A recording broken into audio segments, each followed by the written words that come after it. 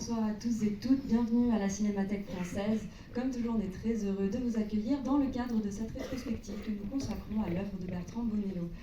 Cette rétrospective durera jusqu'au 9 mars et pour rappel, demain, nous projetterons le film Nocturama à 14h30 et ce film sera suivi d'une discussion avec Bertrand Bonello animée par Jean-François Roger. Ce soir, le film que vous allez voir, Le Pornographe, sorti en 2001, est le deuxième long métrage du réalisateur. Il raconte l'histoire d'un homme qui, par besoin financier, retrouve son ancien travail, celui de pornographe. Si vous étiez à l'ouverture, peut-être vous avez entendu Jean-François présenter Bertrand Bonello, et il a parlé d'un cinéaste du corps, un cinéaste peut-être de la sensualité, et vous verrez que malgré le titre Le Pornographe, c'est peut-être un des films de Bertrand Bonello les moins sensuels et les moins érotiques. La pornographie, quelque part, c'est tout autre chose. Et comme pour beaucoup de films de cette rétrospective, j'ai la chance d'avoir avec moi Bertrand Bonello pour vous parler du film. Merci beaucoup Bertrand.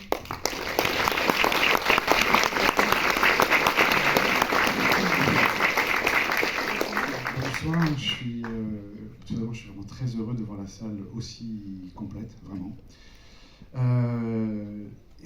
Voilà, c'est une séance assez émouvante pour moi d'avoir que ce film a une place assez particulière dans ma filmographie, mais même ma filmographie intime, j'ai envie de dire.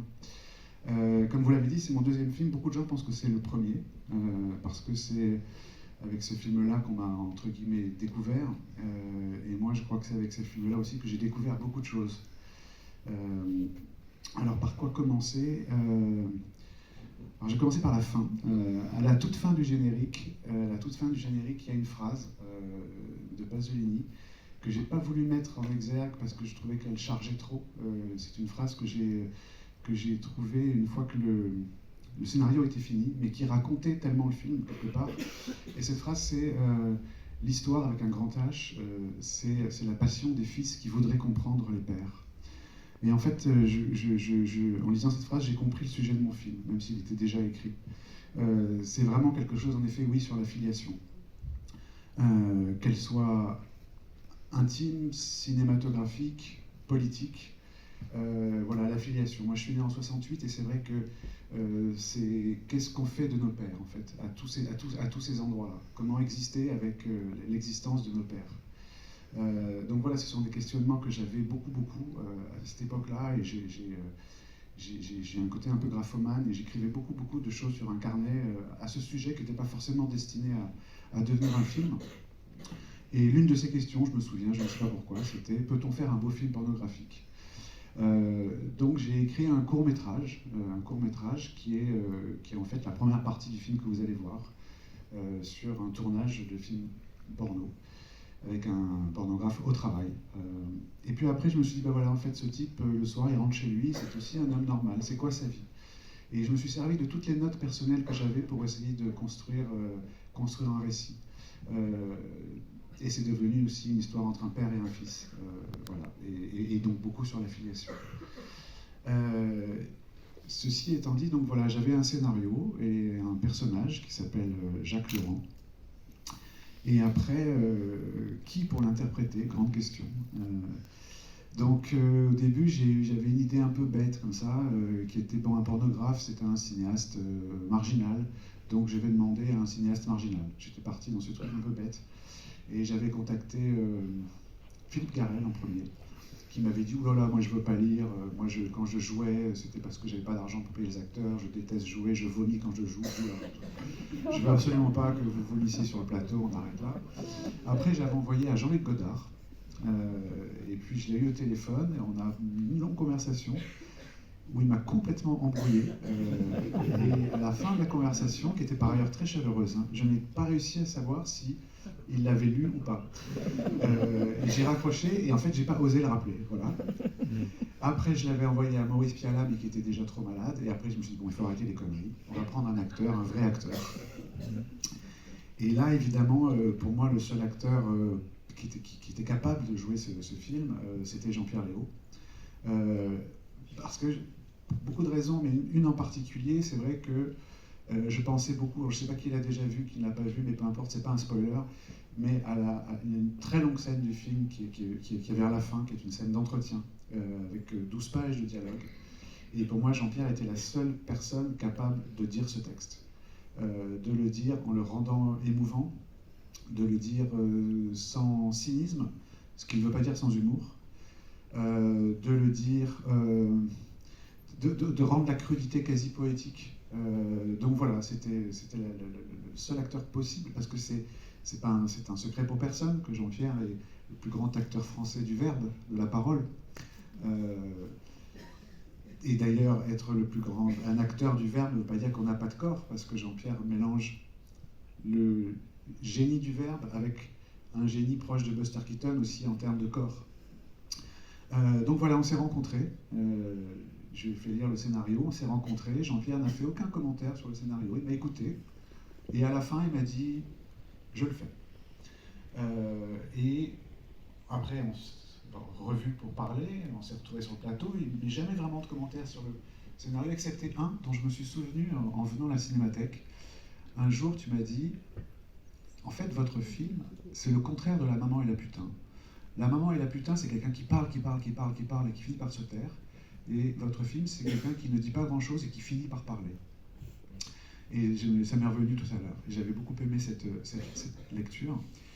Alors évidemment, des anecdotes, je pourrais en raconter plein, mais je vais en raconter une parce qu'elle raconte Jean-Pierre aussi et quelque chose de sa carrière. Tous les matins, on se voyait un quart d'heure avant la journée de tournage où je lui expliquais un petit peu le déroulé de la journée en disant voilà, on va faire telle scène, ce sera tel plan, etc. etc. Et puis un jour, je parle souvent quand je parle, je regarde par terre, voilà, et je lève les yeux et je vois Jean-Pierre qui fait comme ça. Et je dis mais Jean-Pierre, qu'est-ce que vous faites? Enfin, il me dit bah, je vous imite. Il me dit moi quand je sais pas quoi faire, quand je suis un peu perdu, j'imite le réalisateur, il est toujours content. C'est une vieille habitude que j'ai. Et voilà, non mais surtout, je voudrais terminer en disant quelque chose, c'est que quand on a fait ce film, Jean-Pierre avait évidemment une immense carrière derrière lui, et moi je débutais, et c'est vrai que c'était pas une histoire d'être intimidé, mais j'avais peur de passer comme ça après Godard, Truffaut, Eustache, Pasolini, Kaurismäki, je m'arrête là, et moi qui débutais, que ce soit compliqué dans notre rapport quelque part. Et je tiens à dire que même si j'étais débutant et que Jean-Pierre avait déjà immensément marqué l'histoire du cinéma, jamais Jean-Pierre ne m'a fait sentir qu'il avait le savoir et moi pas, le pouvoir et moi pas. Et je sais très bien, j'ai deviné que ça vient aussi d'une éducation de jeunesse avec des cinéastes qui plaçaient la mise en scène au-dessus de tout. Et même quand on débute, voilà, la mise en scène est au-dessus de tout, même face à un immense acteur. Et de ça, vraiment, je te remercie, parce que ça m'a beaucoup ému, beaucoup soulagé. Je crois que ça m'a permis de faire le film. Et alors voilà, pour conclure, quelque part, tu es aussi un enfant de la Cinémathèque. Et je suis vraiment très heureux que pour ma rétrospective, tu sois présent, que tu sois là avec nous, avec moi, pour présenter ce film qu'on a fait ensemble il y a 23 ans et qui est si cher à mon cœur. Je te remercie infiniment. Tu peux te lever.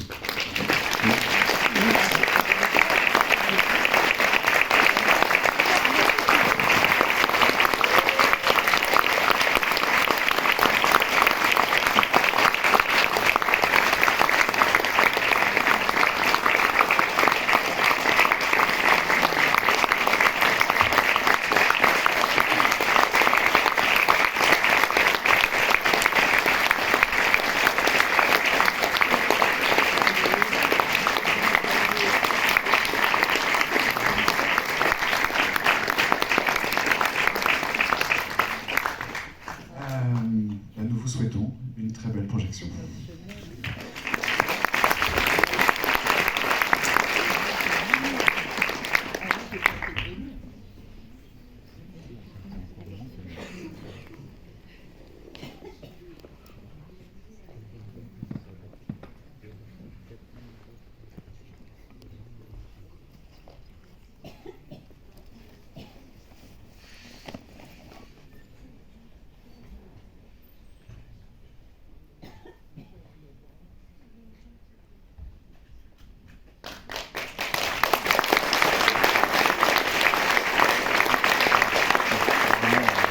Symbolique.